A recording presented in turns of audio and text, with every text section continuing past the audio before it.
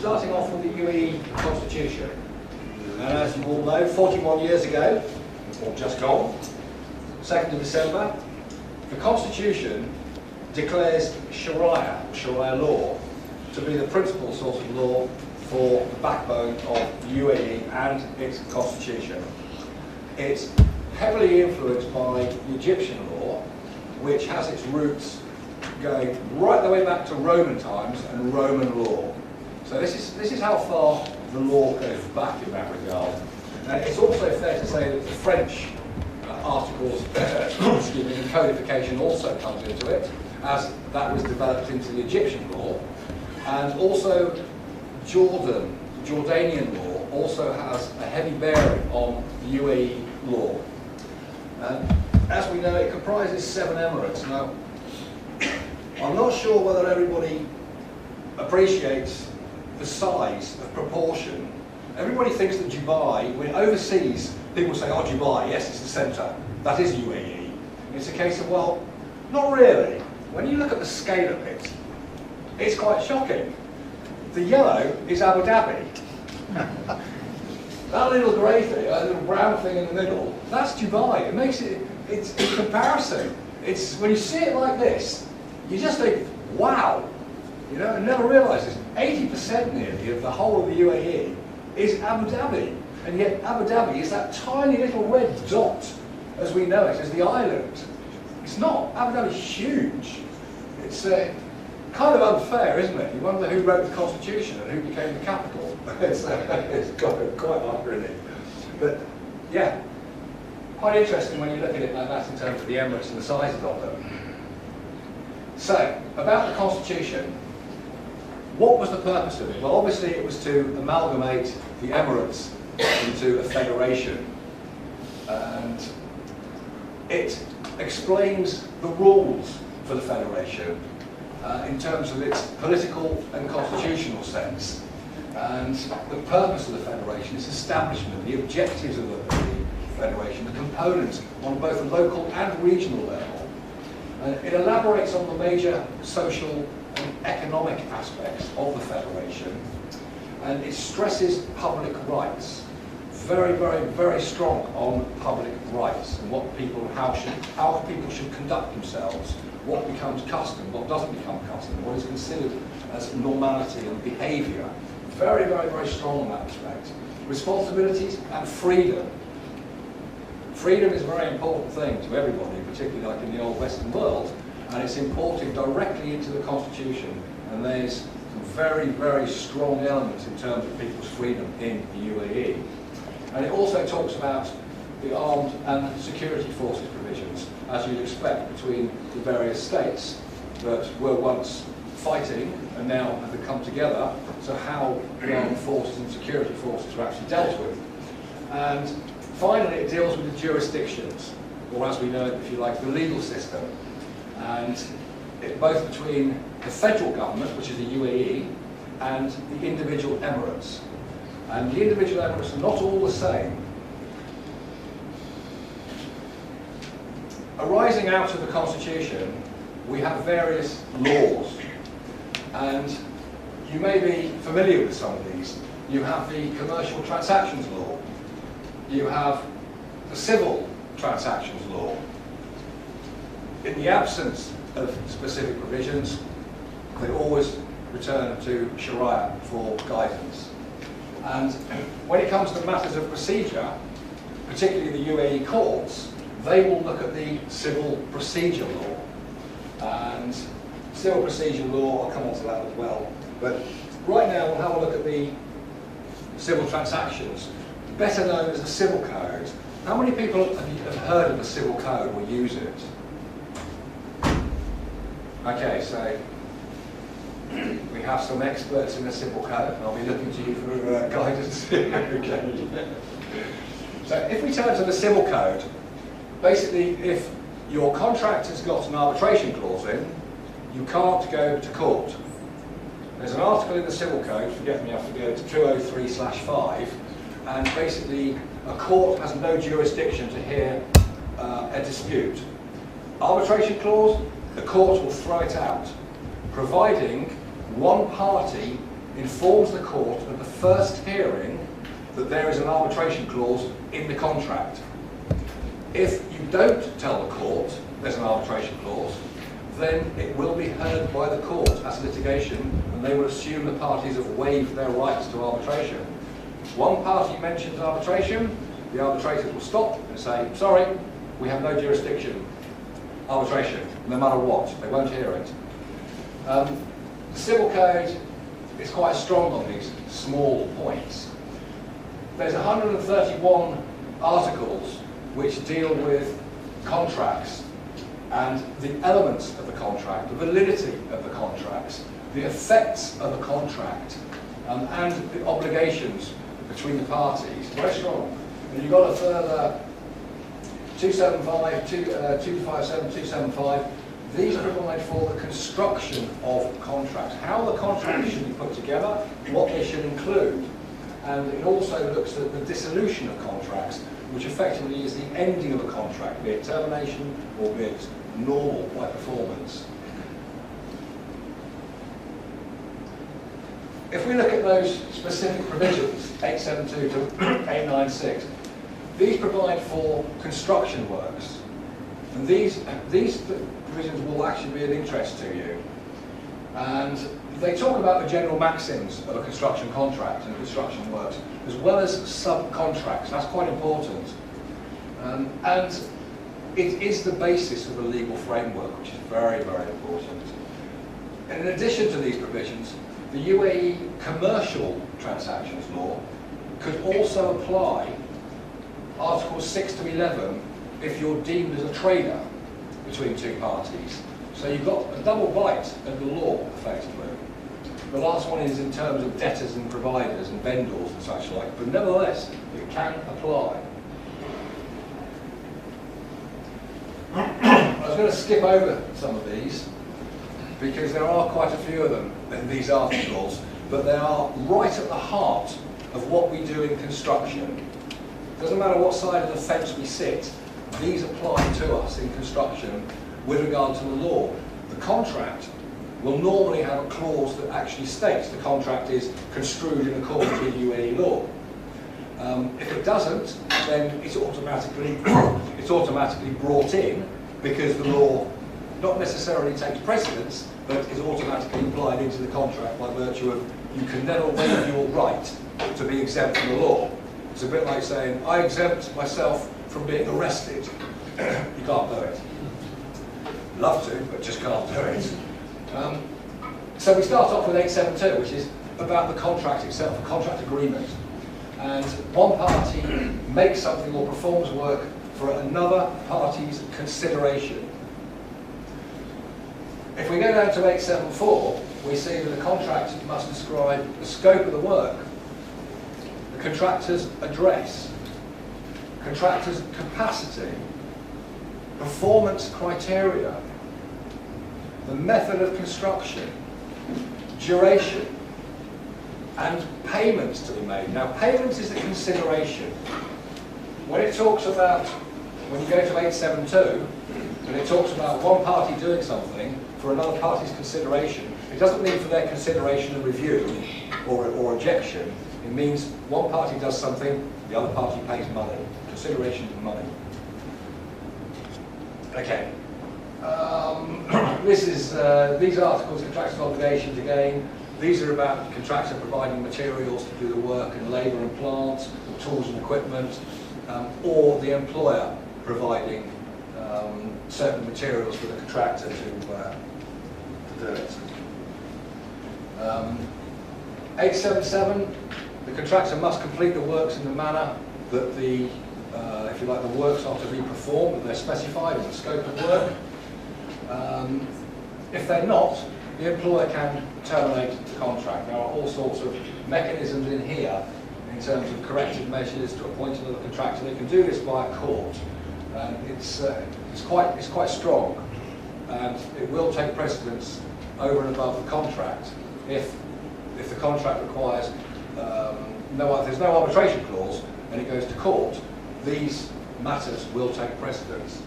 Yeah, there's an interesting one, 879, where if the contractor does something to produce like a building, and the employer wants to let that building. In other words, there is a beneficial gain having built it. Then a contractor can actually hold on to that, and he will put what is known as a physical attachment order, or a priority right. Now there are exceptions to that, which I'll mention later. 880, of course, is your decennial liability. If a major structural problem develops, then 880 kicks in. Decennial liability, which you'll probably see in most contracts actually have reference to decennial liability. If they don't, it's automatically in your contract, whether it's written or not. That's 10 years, effectively, for major structural faults. 880 continued, again, structural faults, time for discovery of defects, notifications. It does go on. I'll skip over some of these because they are quite onerous. Subcontractors. Subcontractors have actually got incredibly powerful rights. If a subcontractor finishes his work, and if you've got a back-to-back payment clause and you think that will apply, wrong, it won't. So a subcontractor has finished his works, and maybe the main contractor is in delay or has been delayed, and the subcontractor is not being allowed to have his entitlement to payments. He can go to court, regardless of an arbitration clause, and actually get that money back. Expiration of the contract, that's what happens in terms of if a contractor is prevented from completing his works. Right to submit claims. Here's just 3 articles which I hear quite a lot of circumstances when I get questions, and generally these 3 articles apply. In situations where someone is not being given their entitlement, and if one party acts in an oppressive or abusive manner, then that is illegal under the law. And it's quite strong. And this could also refer to notices. And there's a lot of argy-bargy about notices and time periods. I mean, the FIDIC 4th edition, it's quite express about these terms, and you quite often see the consultant saying, contractor not complied with this, they're invalid claim. Whoa, that's illegal. Similarly, acting in bad faith, which that would be, if you don't acknowledge a contractor's claim, regardless of whether they've notified or not. Even under the FIDIC 4th, an engineer has got a duty to determine, to measure and value, regardless of whether a contractor's put a claim in. If he's done additional works and is entitled to be paid for those, and not his fault, he's entitled to it. And if it's not given, then it's an act of bad faith. That is illegal. Similarly, if he's not being paid, that is unjust enrichment. And there's 2 specific articles which talk about the acts of conferring a benefit. And if someone is holding payment because the notification provisions have not been complied with, then one party is benefiting from the money that the contractor has, say, spent, and therefore that is unjust enrichment under law, and that is illegal. So there's a lot of issues concerning notifications and time periods and barring, whether or not the contractor has prejudiced the employer or engineer's rights to instruct or to mitigate. But nonetheless, these 3 in particular, I find myself talking to a lot of people and actually saying to them, go and have a look at these articles, because they do apply in 9 out of 10 cases. With the exception of Emirati laws, for instance in Dubai, where you have law number 6, and in Abu Dhabi law number 4. And these are specifically relating to contracts with the government. And they've got all sorts of things in it. You don't have the right to seize a property and put an attachment order on it if it's a government project. You can't do that. Similarly, when it comes to penalties or damages, the federal law number 6, for instance, I think it's Article 37, it actually says that if you're late and it's unjustified, the full damages will be applied. That's it. If the government thinks that might be a little unfair, it has to go to the ruler's court to ask permission to relieve that. And it's pretty categorical when it says that permission will not be forthcoming. So, contracts with governments, law number 6 in Dubai, here, quite important to mug up on that. Articles 203, 219 of the Civil Procedure Law. It relates to civil action, arbitration, appointment of arbitration as well as authentication of arbitral awards. And a lot of people say, where do I go to get my arbitration? I can't find it in the Civil Code. Well, it's because it's here. It's under the Civil Procedure Law, which deals with the processes and procedures of the court. And of course, in 2006, the UAE conceded to the New York Convention, which is a recognition of foreign awards. And there was a very recent case here where the legal parties went to have that annulled and have an overseas award basically made null and void. And despite their very good reasoning, very good arguments, pleadings, the court turned around and said, no, we have a convention. That is it. We don't care what detailed points and the reasons why. The fact is, it's recognised. So that's quite a strong, quite a powerful tool. Hopefully it won't go there in the disputes. When we look at the court systems in the UAE, they are a little bit different depending on which emirate you're in or whether or not you're in, obviously, Abu Dhabi itself. The federal courts, that's Abu Dhabi, Sharjah, Fujairah, Ajman, and Al Quwain. And these are subject to appeal, where you have to go to the Abu Dhabi Supreme Court of Cassation. Judgments delivered by the Dubai Court of Appeal, they are subject to an appeal to the Dubai Court of Cassation. So it's got its own equivalent of the Supreme Court in Dubai. And there is no cassation court in Ras Al Khaimah. Ras Al Khaimah was the last emirate to actually join the federation under the UAE constitution. Dubai hovered for a number of years on various points and basically said it wanted its own power. And by having its own court of cassation, that actually gives quite a lot of power to Dubai being autonomous. So judgments in the UAE, federal and local emirate courts, they apply the provisions of the specific laws, established usage or custom, as well as obviously the Islamic Sharia.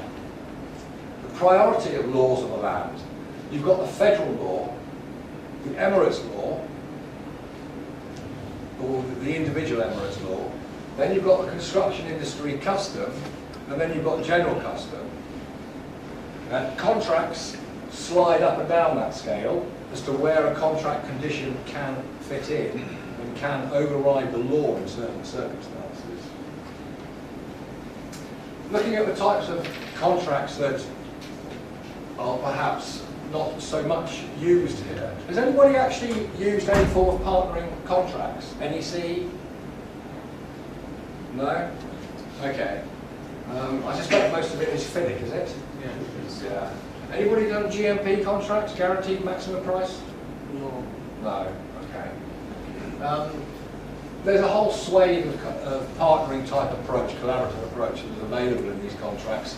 And probably in 2007, early 2008, there was a lot of the governments who were, and certainly the developers, who were sitting up and specifically looking at these types of approach. Unfortunately, due to the Great Crash, none of them have been used since. The NEC was being used, I think, on Yes Island, which was quite interesting. But then there was 100 pages of particular conditions of application, which made the NEC pretty much invalid in terms of its flexibility. Yeah. Okay, so FIDIC. Essentials of a simple contract. These 7 elements are the pillars of a contract. These should be committed to memory and known off by heart.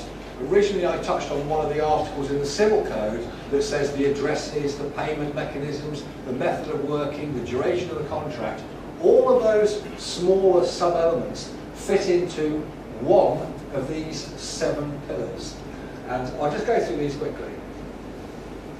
Offer an unconditional acceptance. How often do we see that? Not very often. It has to be a definite offer. It has to be accepted unconditionally. Legally, this is consensus ad idem. This is a meeting of 2 minds. If it is qualified, or there is a conditional acceptance, thanks very much, we award the contract to you, subject to. This is conditional acceptance. In fact, it is a counter-offer. It is an invitation to treat. You can withdraw your tender at that point and demand that your tender bond is returned. It has to be a genuine agreement and consent, i.e. no duress. It's important to make sure that the conditions and terms that apply upon acceptance, terms and conditions attached to an offer, particularly a final offer, you end up with this, what's called the battle of forms. Has anybody heard of the battle of forms? Okay. It's basically, as it says, he that fires the last shot. An example of that. A particular case some years ago where the last shot was fired by a subcontractor with an acknowledgement of an order. Effectively, this reimposed his terms and conditions. Now, Molem had placed an order to the subcontractor saying, you've won the work, we want you to start, here is our order. Subcontractor sent an acknowledgement back attaching his terms and conditions. Molem thought, nah, our order takes precedence. They were wrong. He who fires the last shot, otherwise known as the Battle of the Forms case. And certainly in common law, it always applies. In civil law, it is becoming pretty much the norm in this case. Acceptance by conduct is another way. An offer can be accepted by dispatching goods in response to an offer, taking physical action, carrying out work on receipt of an order. Consideration, definition here. Some right, interest, profit or benefit accruing to the one party, or some forbearance, detriment, loss or responsibility given, suffered or undertaken by another party. That can revert to liquidated damages, imposition, removal of LDs. That can be determination as well. Or in this case, it's a matter of consideration. It can be an exchange of an act, a promise of an act, or forbearance not to carry out an act, such as imposition of liquidated damages. And examples of valid consideration is basically the payment of money. Consideration is money, money, money. Although in reality it's also an act. When is it needed? Fairness of a bargain is irrelevant under a simple contract. £5 for a Rolls Royce, or 5 dirhams rather for a Rolls Royce. Fine. Money is exchanged. There is bargain. You've bought it. That's the contract. It doesn't matter whether it's real or not. simple contracts as opposed to contracts by deed. Deeds are basically for land transactions where you don't have consideration. In other words, you don't have money necessarily. You transfer land to somebody else, no need for money, therefore there's no consideration. So it's called a deed as opposed to a contract or a simple contract. Promises, verbal promises, are not normally enforceable, certainly in the domestic world. And the presence of any consideration, on the other hand, demonstrates that a promise has been made. It is not simply a verbal offer. So every simple contract, each party's promise is the consideration, i.e. an act, for the other party's promise. Pillar number 3, intention to be bound. A binding contract will not exist unless it's been made in contemplation of legal relations. And a mere statement of intention made in the course of conversation, again verbally, will not normally constitute an intention to be bound. In commercial transactions, as in the law, the intention to create legal relations is presumed. So commercially, contractually, in the construction world, it is presumed that legal relations are intended. Whereas in domestic situations, in social situations, it's the opposite. And that goes back to the UAE Constitution. Legality. Of course, the contract must be legal. And any illegal term in the contract will be severed. Most contracts have a clause in there saying that any illegal term or any term deemed not fit can be severed from the contract, and all other clauses will remain intact. And this is why, again, it comes down to the law in this country, the law of the land, which goes back to the Constitution. So these are why all the clauses in the contract, they have some foundation into these 7 pillars, which feed back into the law, and the laws feed back into the Constitution. So you see this spiral of where these laws, where these clauses in the contract come from. They all have particular meaning. If there's something knowingly incorporated as an illegal detail, then there is no obligation for an employer to pay for it. It's quite interesting. So anything unlawful is literally illegal under the law. Capacity. Companies can only contract in accordance with the services allied to their trade license, commercial license. Minors, drunks and lunatics cannot enter into a contract. Although in the past I've had several examples given to me of certain attitudes of people and contractors and developers where they have defined them as this.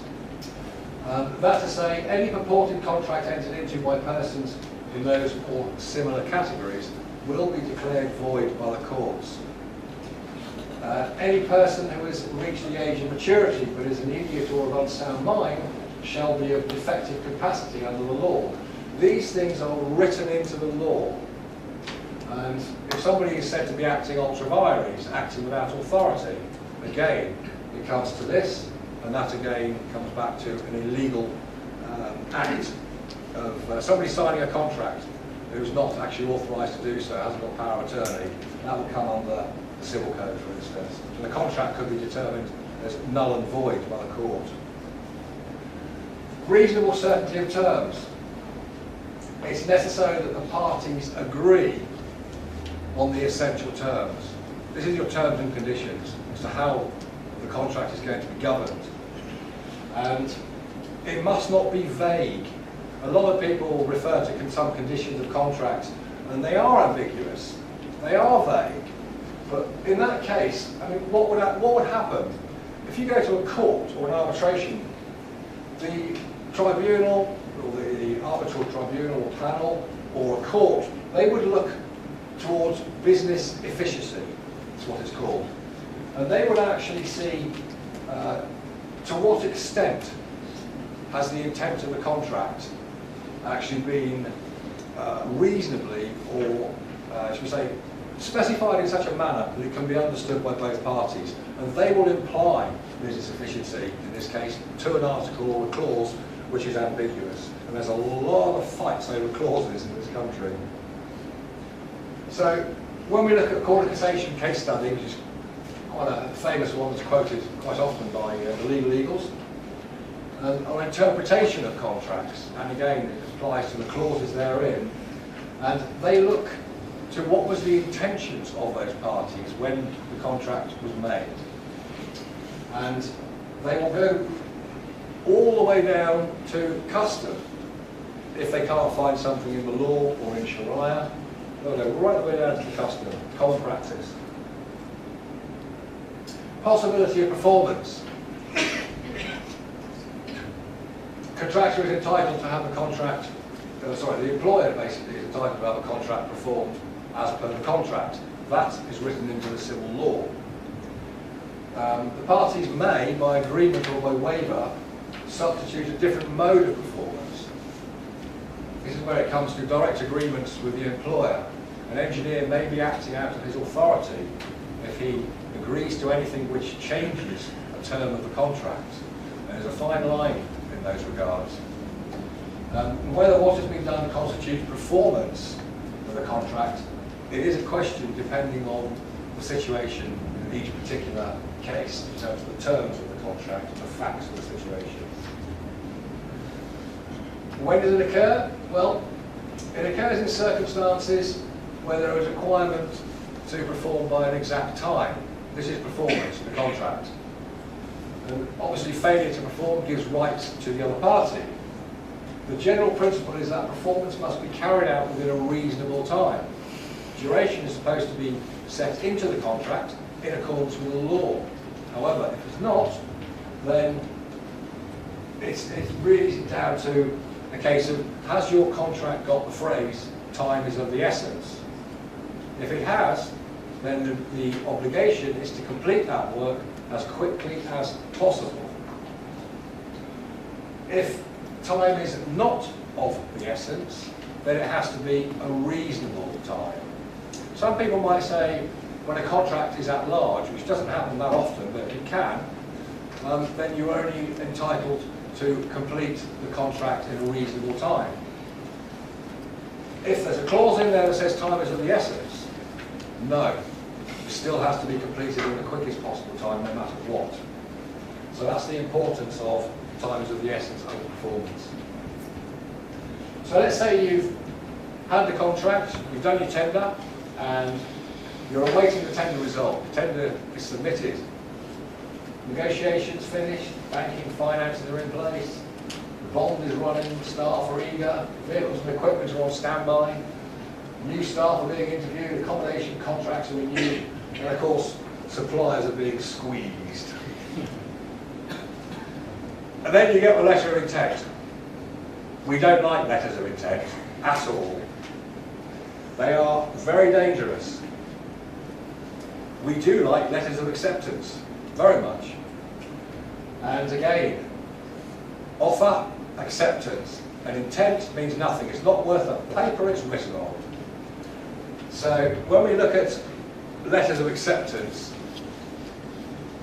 or agreement, or confirmation, we want some strong words there. We don't want the word intent. We never want the word intent. It means nothing. So a statement is uncertain. A statement of intention is uncertain. What does it mean? Where's it going? Is there a contract? Isn't there a contract? No, there is no contract. A request for work to be carried out may be binding, depending on the party's conduct. And a statement confirming that contract terms and conditions will be FIDIC or whatever, it does not necessarily invoke those conditions. So if you get a letter of intent and it says, or even a letter of award that says the conditions will be, well, at that particular point in time, there are no conditions. It's will. In the future, when the agreement is signed, yes, they'll kick in. But under a letter of award, a letter of confirmation, no. Unless it says that they shall, if you like, they shall be in operation, as from the letter of award or confirmation, then fine. If they're attached to it, not a problem. But to say it will be, that's future. Means nothing. So letters of acceptance. Quite often used where the scope is yet to be fully designed, or pressure is on for a quick start, or you've got long lead-in periods, or indeed the contract sum is yet to be finalised. So letters of acceptance. What should a letter of acceptance actually include in it? To satisfy the law, to satisfy the 7 pillars of a contract, this is what it should have in there. Back to back is in a spurious colour because the term is not valid, but is often seen. If you wanted something to be back to back, specify the exact conditions. An arbitration, when you get one main contractor who says the conditions shall apply back to back, wrong. They don't apply back to back. No court would ever agree that that applies. The phrase is removed. You can't do it. For instance, you can't have an arbitration clause back to back. You can't do it. So specify the precise clauses or attach it for the subcontractor, for instance, and identify those clauses which they are expected to comply with. Notification periods, submittals, etc. Fine, not a problem. But to back, no, doesn't exist. Same with paid when paid. So, common delays. Have a quick look at those. Typically, access, logistics, variations causing delays, drawings, submittals, misinterpretation, nominations, particularly when they're late, subcontractors, late appointments again, market shortages, market problems, 2007, major problem, 2008 actually, the middle part was also a major problem, disruption, lost productivity, inefficiency, inspections, sign-offs, approvals, again a problem, testing can be a problem, as is mock-ups can be a major problem, and third parties, approvals, externally, authorities, problems. And of all these delays, you've got excusable and non-excusable delays. The excusable delays fall into 2 categories. And you've got the entitlement to extension of time, thus giving relief of damages, liquidated damages or penalties, and relief of liquidated damages and an entitlement to some money, some payment. Non-excusable delays, of course, is where, generally speaking, when you have a contract, it's normally the contractor, in that case, who has done something and can't find a good reason for it, and therefore it's a non-excusable delay, an unjustified delay. Similarly, it could work the other way. An employer could have caused the delay, and he will then have a non-excusable delay, which gives the entitlement to relief of damages and possibly costs. Force majeure, I'll skip over this one. Force majeure may or may not entitle a party to, if you like, some money, but most certainly it will suspend the obligations of both parties. But the ramifications depends exactly what the contract says as to whether any money is forthcoming to a party who suffers force majeure. Concurrent delay, always a major topic. Again, it applies only to the period of overlap, concurrent delay.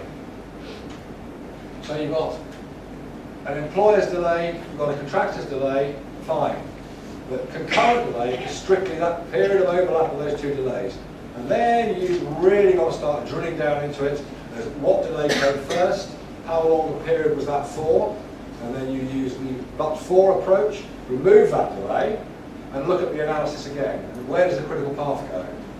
And that's how you basically do what's known as a time impact analysis. And you look at the windows, time slices.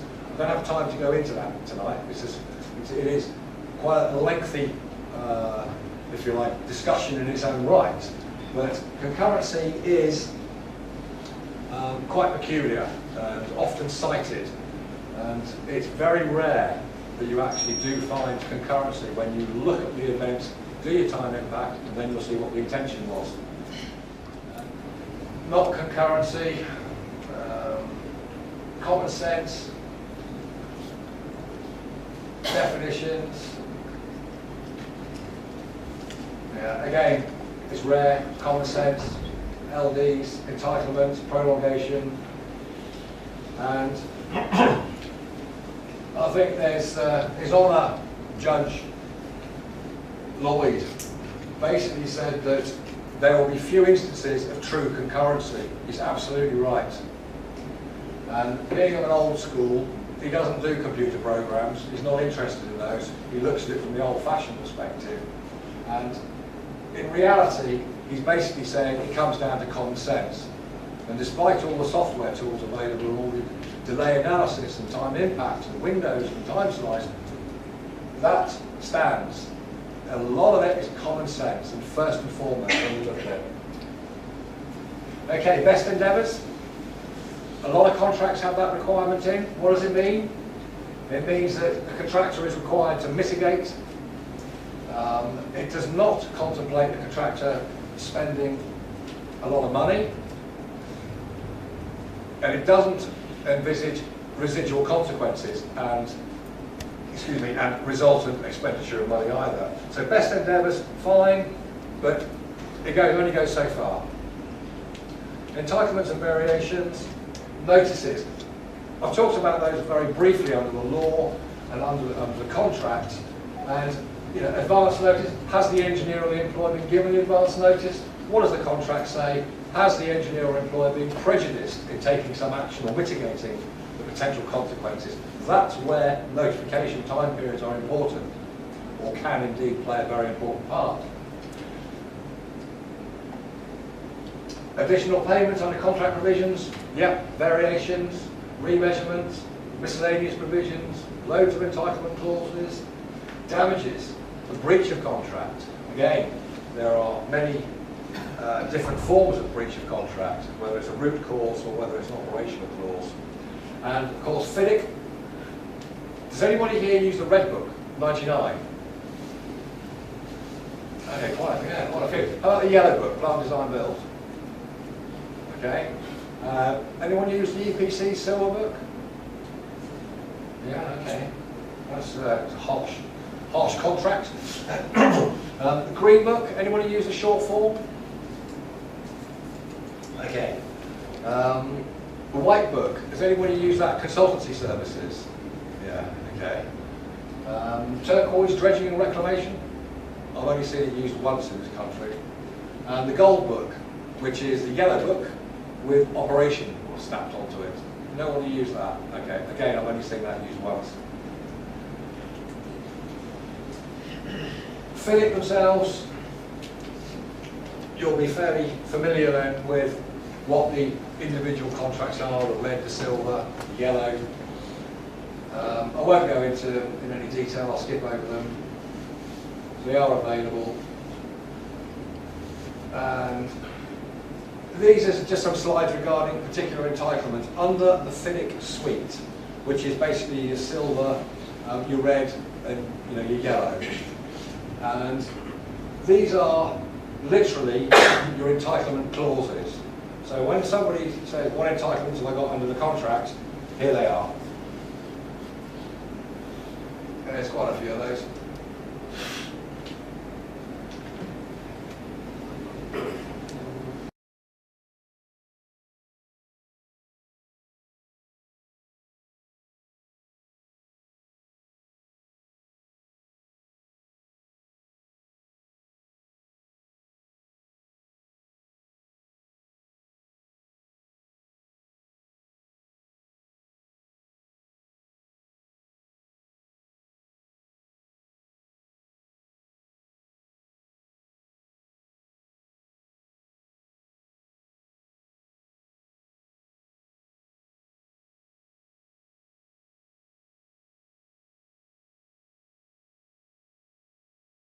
Now, express or implied terms.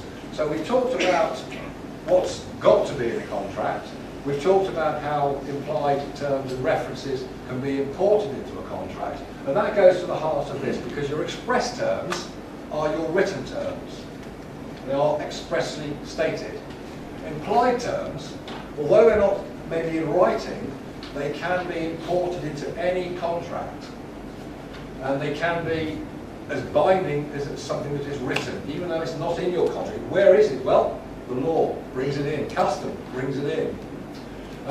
In this case, the courts will analyse the agreement, and they will look for what is obvious for the performance of that contract.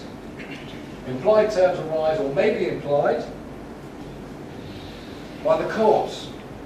So the courts can bring these implied terms into your contract.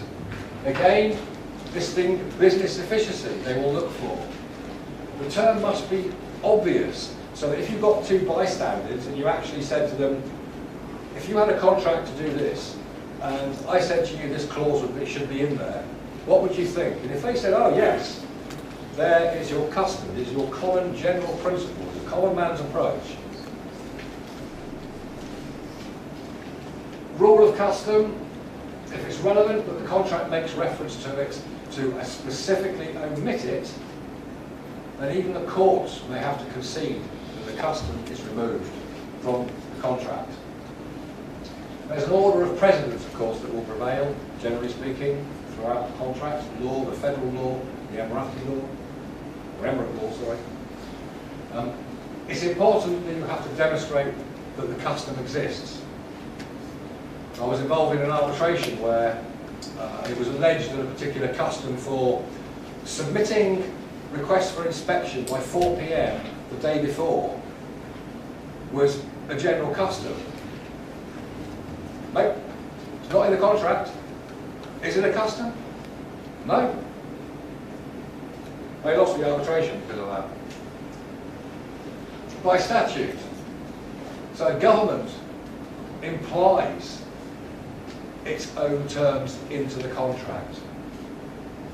And of course the terms are not based on intentions for the parties, but on the rules of law and public policy, which is very, very important. And I was going to say a few other things, but I'll sum up. Because we're going into extra time in the football match here. UAE Constitution provides for the laws and the organisation of the Federation. Federal law provides the framework for the contracts. A simple contract can be written, it can be oral, it can be implied, it can be carried out by conduct.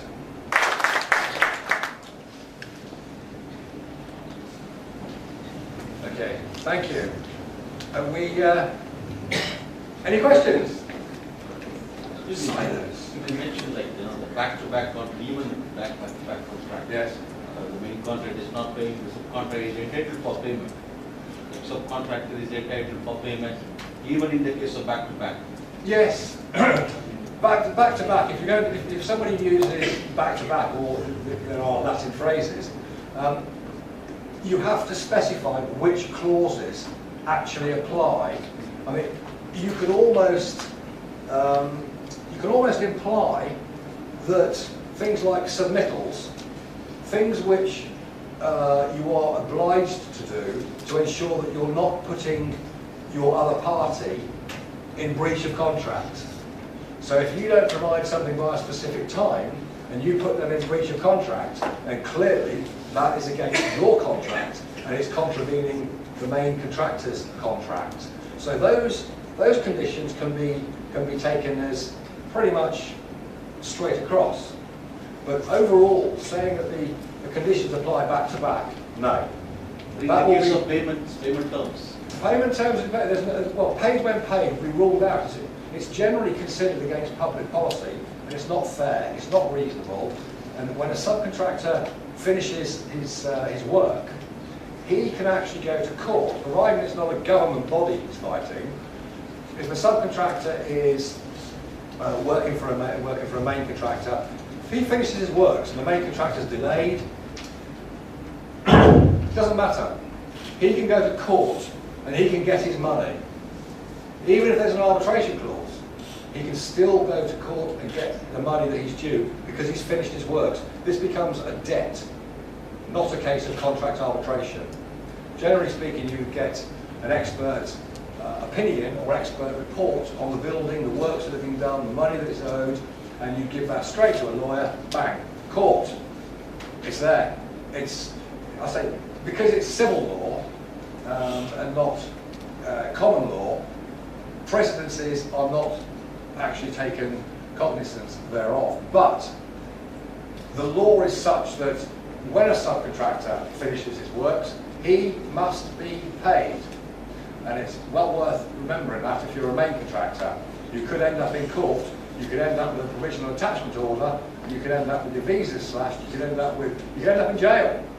So it's quite important to actually recognise subcontractors have got very powerful provisions for payment. Thank you. Thank you. We had a situation when a tender was in, Yes. and a letter of agreement was in. There was a limit to the expenditure. Okay. But essentially the form of contract was the one which we had tendered for. And there was a clause saying that a formal contract agreement will be in place. Yes. So this letter of agreement was signed by both parties as a binding document. Yes. And then subject to specific terms to be agreed for the contract. So when that, so during, and the contractor started his work, Yes. there is a liability cap, there are terms, but there are certain things to be agreed between the parties. As they go along doing the work, the parties in capacity who signed the original letter of agreement are not the people who are discussing the subsequent terms. Right. Will the battle of form apply this? Not the battle for. Well, you'll have a situation there at ultra vires where the party who's actually going to settle and sign is not the party who the original agreement is between, and that party may not have power of attorney to negotiate or agree or to sign a separate agreement. Nobody signed it, it fell off, the deal fell off. Ah, okay. Now one party is trying Right. to fall on the original agreement, the other party is trying to enforce the latest negotiations that were in place at the time when a termination was. Yes, if both parties have agreed to those subsequent negotiations. And that's what is the capacity, the party who had the capacity to sign the original contract have not yet formally agreed. Okay. Very difficult. We have a situation where what is the intent of the parties at that point in time, regardless of, excuse me, perhaps one party acting ultra vires acting without authority. If there is an intention for the two parties to agree to that will become part of an agreement in the future, even if that doesn't transpire, if the intention can be confirmed as to both to concord with that particular set of agreement, then yes, that will be the battle of the forms would have succeeded. Yes. No doubt about it. Will the court overrule even the back-to-back is agreed in the contract? Well, the back-to-back, For example, payment terms, paid and paid. paid when paid, no, they'll rule that out. If you go to court over a paid when paid term, 9 times out of 10, they will rule it out and they'll say no. It's not in, Even if it is agreed by both parties. yeah, even if it's agreed, if it's in the contract, it'll be ruled out. The court will rule it out. If one party disputes it and says it's unfair, the court will rule it out. 99 times out of 100, they'll rule it out, unless there's some specific case to be answerable, or different clauses put in. No, back to back, or paid when paid. No, you can't do that. And that is, I mean, for instance, your FIDIC subcontract to be, the FIDIC subcontract to be back to back with your FIDIC 4th edition. That refers to payment terms of paid when paid and things like this. No, they're very old. They're very old, those contracts, 87, and no, these days they won't be allowed. And one more question, we have seen that one party declares that the arbitration is there, then only court will take the arbitration. Yes, that's right. If then the court will not see the contract, what is the contract provision, then the contract has a provision for arbitration procedure. Why the parties are coming to the court will not raise this question? No, I'm just in one case we had this one. Okay. Our contractor went to the court. Okay. We didn't object it at the first time, as you said. And then it went into litigation. Yes, And then we had to request the contractor to withdraw this. To go to arbitration. Yeah, unless the law is categoric unless at the first hearing under the Civil Procedure Code, or Civil Procedure Law, which is the Civil Procedure Code. In there, it categorically states that at the first hearing, one party must inform the judge that an arbitration clause exists. If not, then the judge will deem, without silence, that the parties have waived their rights to arbitration, and they will then be heard by the court. And that, as you say, that happened in your case. Common law provision also same, or? No, and in common law it's very, very complicated because you've got so many different acts and which actually govern the construction rules and regulations. So it's a lot more complicated. And also you have alternative dispute resolution, which is built into contracts. There is a red book, etc., but in the old contracts, like the Fitting 4, no, that's just arbitration. Okay, last question, one question. You use the term idiot. I can understand mad people do not, it can be defined. How you are going to define the idiot? Use the term the idiot cannot sign the contract. Oh, idiots can't sign the contracts yet. Right. Yeah, I mean, a couple of years ago I did actually have someone in the audience who actually pointed to a very well-known developer and said, I believe the guy there, blah, blah, blah, who actually falls into that category. And it's like, okay, I can't comment on that. I can't even begin, I can't advise on it, I'm sorry. But, no, privately we can explain you. yeah. I say, you weren't actually in the audience about 4 years ago, anybody, John? No, seriously, there's, it will really be down to a court. You have to put a case across to the court or to an arbitral panel to actually say that this person is not fit. They do not have the capacity to sign. They are not fit to sign. They are not. Maybe they don't have power of attorney. Maybe they're a junior. Maybe they do have a problem. So these, all these things. No, there were cases where the payment in the bank were withdrawn by the family, saying the owner has gone back during the recession. Oh, right, okay. That's why I say I'll tell you privately. Okay, thank you very much, Gary, for making the event and for making presentation and making our event so successful. Well, thank you for inviting me. You have been a great speaker for all the years. And unfortunately, there was a flag for you. We will send you along with the photos and videos. Thank you. Thank you very much. Thank you very much.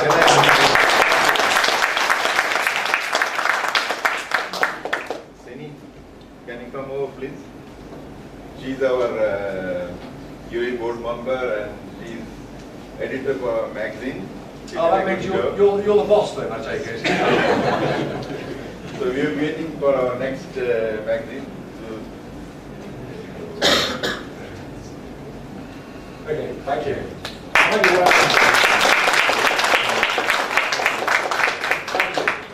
Well, I continue Gary and leave him because he's in a hurry to go to UAE. I have to go to Abu Dhabi, that small place at the end of the country. Aslam, can you join them? Thank you very much. I would like to invite our President, Mr. Matthew Varghese, to give a small message. After that, we will give you the distribution of the prizes. Thank you, President.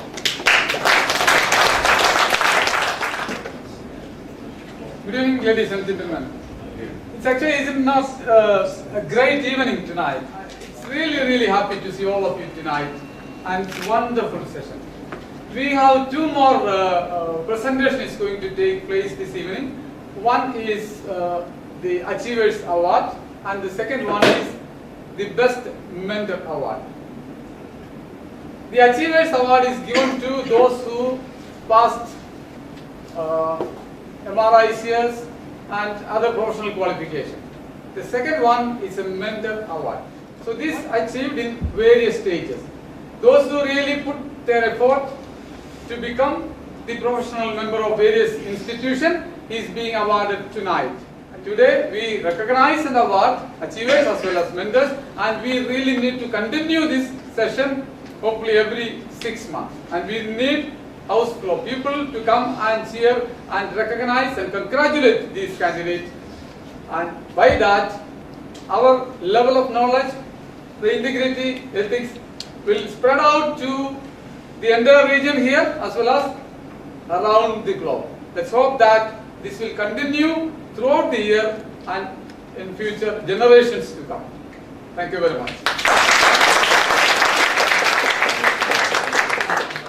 And this is a very strong leadership, and we are all following in the future. So many followers, and I wish to invite our Vice President, Mr. Johnson Neil, to join with Mr. Varghese to present the professional certification, professional recognition, whomever they got their chartership through RICS and extra, whatever the qualification they got it.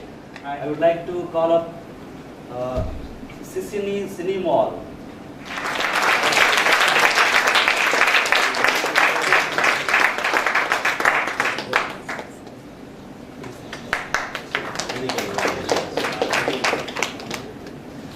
Thank you. We call up Rekha Nair, MRICS.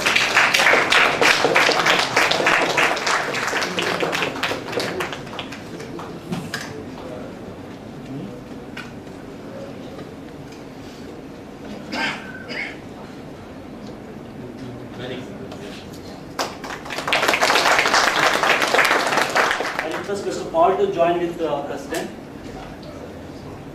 to present to Sajal Mansoor. Mr. Sajal, can you please come forward?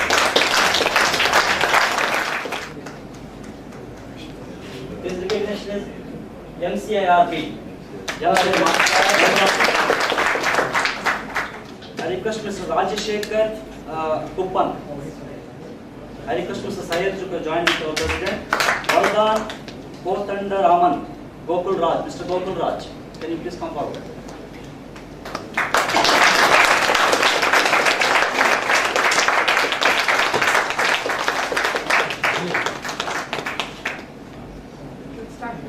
I request our UAE Chairman, Mr. Sajid Siddharthan, to join with our President to present to Saravanan. Mr. Saravanan, can you please come forward? Mr. Saravanan will take important notes from RICS in the last year. I request Mr. Kashi to join with Mr. President and Raja Ganesh Rama Nathan, MRICS. He got Amrics in this year. Mr. Raja Ganesh is here. I would like to call up Chandarani Achwar to get she got MSc in quantity surveying this year.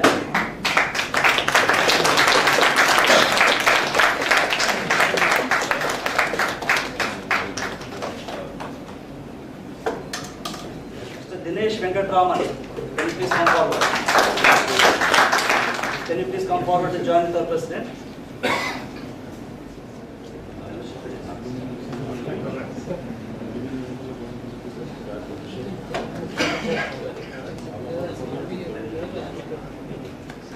I request Mr. Johnson Matthew, MRICS, he got this time. And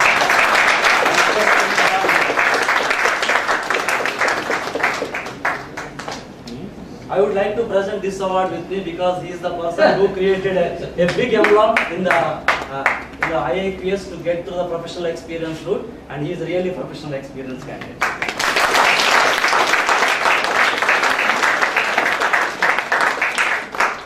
Madara Srinivasa Rao, MSc QS. Can you please come forward?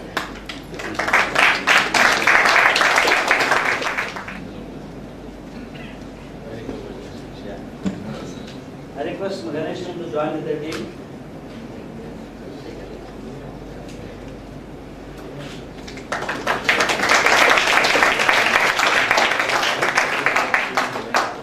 There are some three people, they could not able to come today. One Mr. Gerard from Qatar, and I would like to mention about his name especially because he used to fly every weekend to come to Matrix team here, and from Qatar to here, and he got finally success at very early years, like 30 years. So definitely in front of all of you, so here I would like to invite the next set of the recognition from our IAQS. mentor, in a simple word, okay, he will be tortured by the candidates. Because I had been to the particular part for 2 years, and the last year I resigned, and then some of the few people, they have taken up the role into the next level, and really they did a fantastic job, and they are the behind the success of the so many people. And I would like to call up I like to request Mr. Dharmender, to our Vice President, to join with our President to award these mentor awards. As per the feedback from the people, Mr. Pardarajan Pillai had been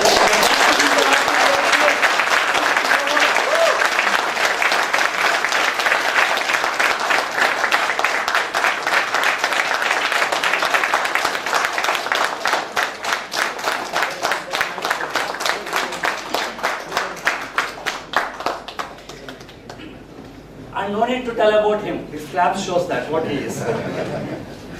We wish him good luck for his success and in future. Thank you.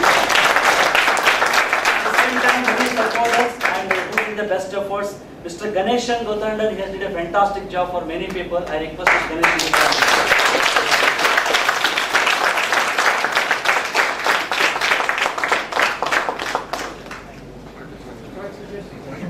Though Ganesh look like very young, but he has been flooded by many people in Barjuman Center. You can find him with 15 people all around him. Thank you very much. For providing mentorship. I request Mr. Mohammed Shakil to join here to receive another mentorship.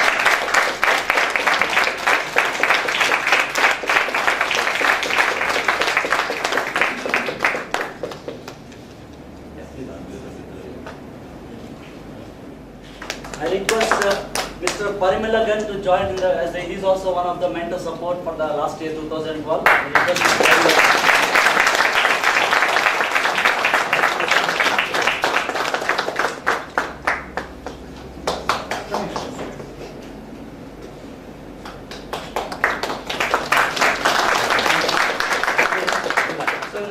So many awards and so many recognitions, and of course all the people, not only these four, many people supporting the many people, but at least for the recognition at the same time, we also have to look after certain few formalities. That's why these four have been recognized as the best mentors for this particular 2012. We request all other people to join in the next session, and I would like to request our Sajid to give the vote of thanks for the session. Thank you very much. First of all, congratulations to everyone who won the award and the recognition, and to all of you to make this event such a grand success.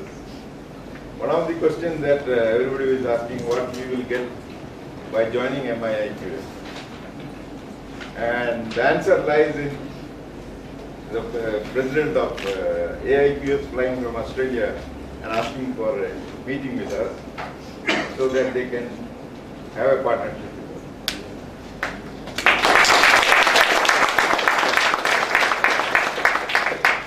RICS president is asking, chairman of UAE is asking, why you are so successful? So this is the message we want to give. You know, we can't be, Infosys was not made in one day. It was made with lot of dedication. MIIQS can raise the standard. So please join us. And we have raised the membership just because we have to do some administration procedure to show all these organizations that we have a procedure in place. So that's why we increased the fees from 300 to 380 to cover the administration expense.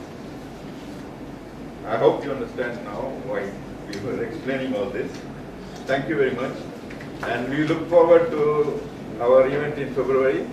And we will be also having a family event.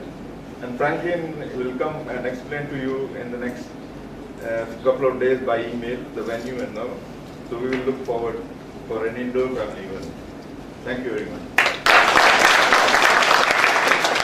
And there are some CPD certificates at the registration desk. Please collect it. But we did not expect that today this much crowd.